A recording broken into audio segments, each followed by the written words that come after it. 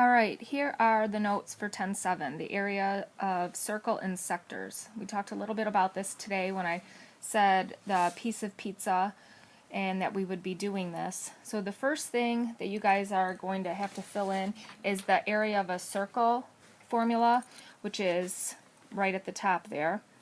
So you need to draw this circle, label the radius R,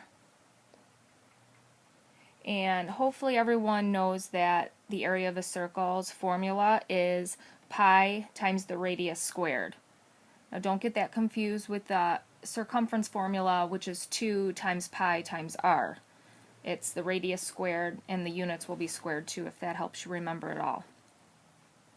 So make sure you have the formula down and make sure you have your picture that goes with it.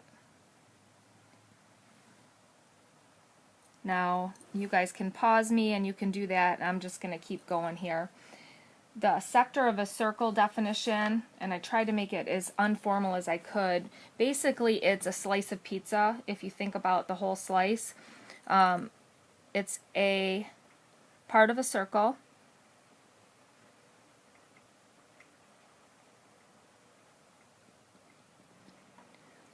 It's created by the two radii, or two radii because there's many in the circle.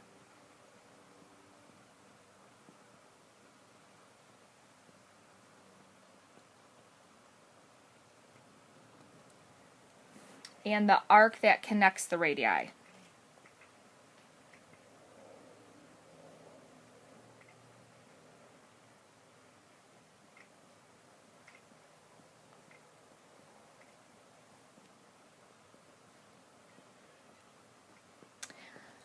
Alright, so when I said a piece of pizza, I really meant that.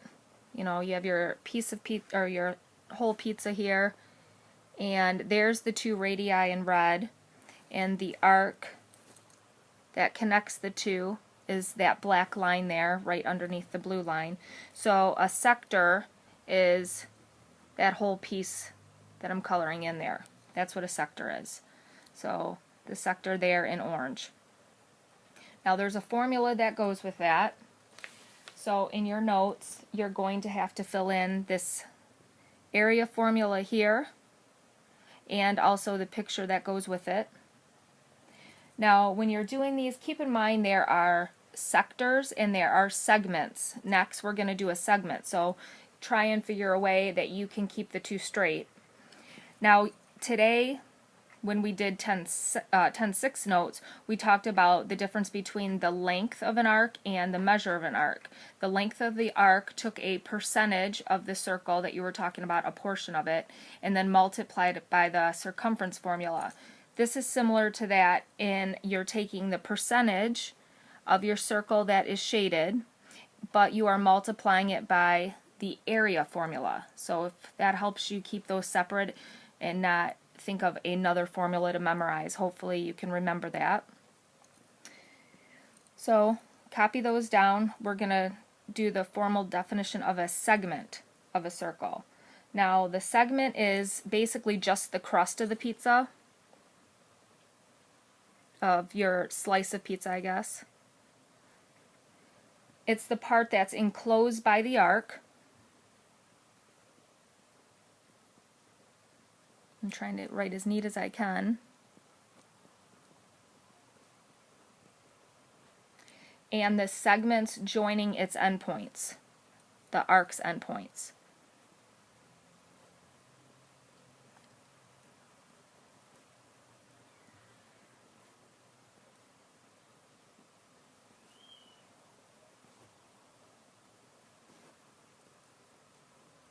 So below is a picture right here. So pause if I go too fast and then start again. The segment of a circle right there is just the crust, if that helps you remember. So you basically are taking the arc, the red right there, and then the segment that joins the arc's endpoints in blue. That's what the definition is saying. Alright, so when you're figuring out the area of that segment, what you need to do is take the area of the sector that we found up here. So you take the area of the whole slice of pizza, you subtract out the area of the triangle. So last chapter's the easy formula that we did at the end, the 1/2 times the radii squared, or the two sides times the sine of that included angle, the angle in between. We're using that here. So we're going to take the whole piece of pizza, subtract out the triangle, and then we will have the crust left over, or the area of the segment. So let's move on to this part. So keep this information in mind. So basically what you're going to do, and I'll just write this so you can see it. The area of the sector formula is your arc, the measure of your arc, whatever it is, I'll just put AB like the formula above, divided by 360 times pi r squared. So you're going to take that, that's this, and then you're going to subtract from that. Let me put all this in parentheses.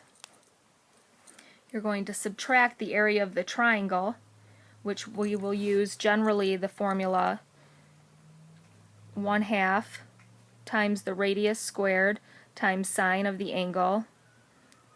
We'll say angle C.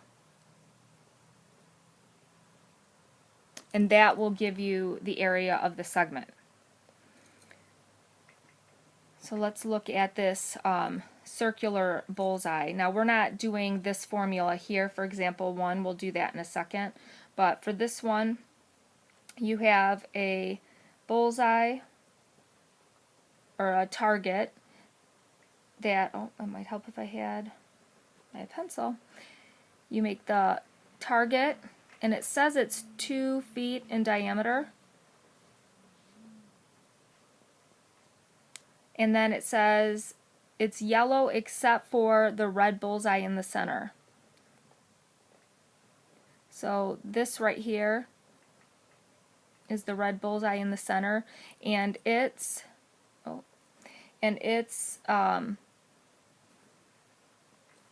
diameter is 6 inches. So this guy right here is 6. So first we have a problem because the whole target is in feet and then the bullseye is in inches, so we need to switch the 2 feet to 24 inches by multiplying by 12. So let's do that.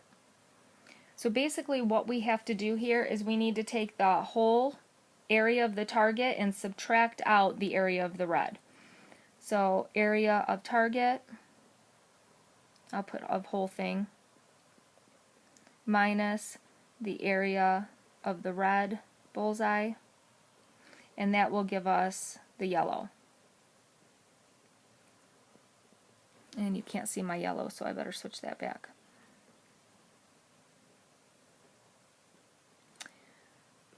Alright.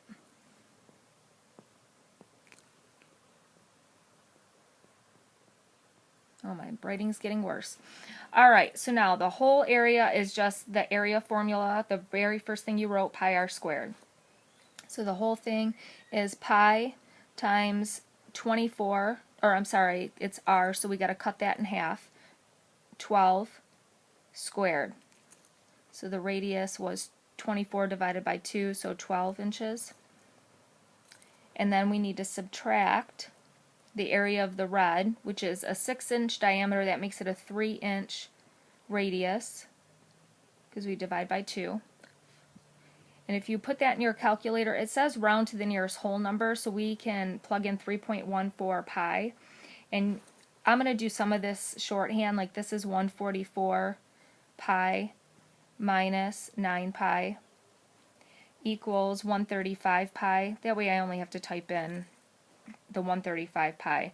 When I do that multiplication in the calculator, you end up with 423.9, which is approximately 424 inches squared. So pause this, finish writing that if you haven't already, and we'll do the last couple examples.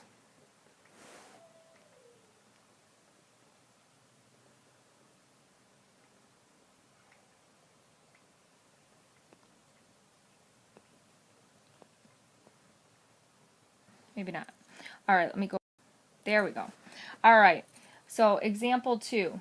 The sector area, and this one wants it in terms of pi.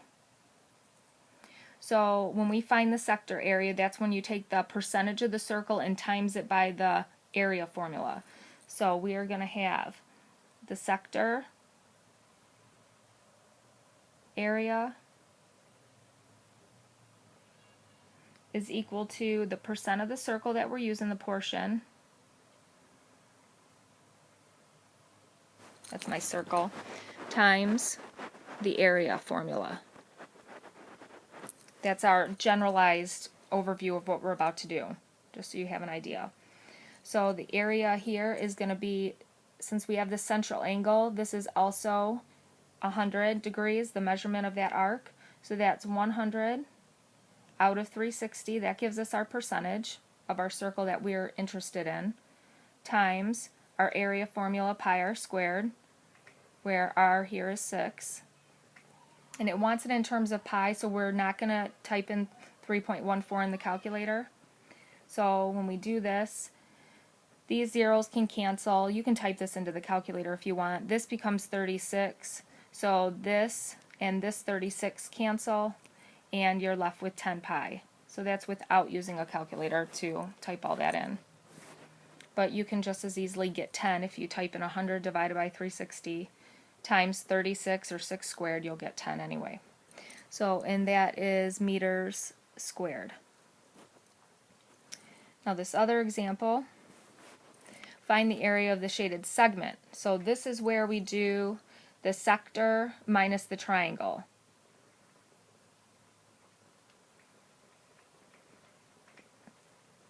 That's supposed to be a C. So sector area, which we just got done doing, minus triangle area. And that will give us our segment. So the sector area is the same stuff we just did up above here, this. So when we do that, we have our central angle, so that will give us our percent of our circle, 120 divided by 360, minus, or I'm sorry, times pi r squared,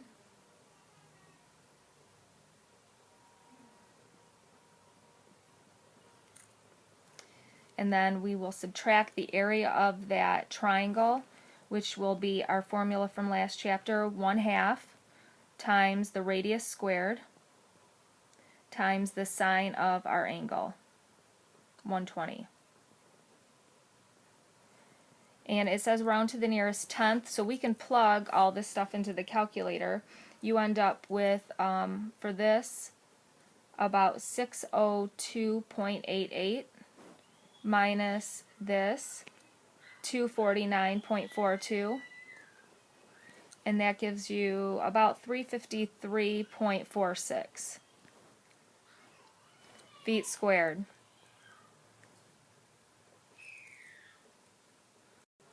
Alright, and our last one, which is a test question, seems hard, but it's really not that difficult. A circle with a diameter of 10 inches, so we know going across is 10. And we need to find the area of the circle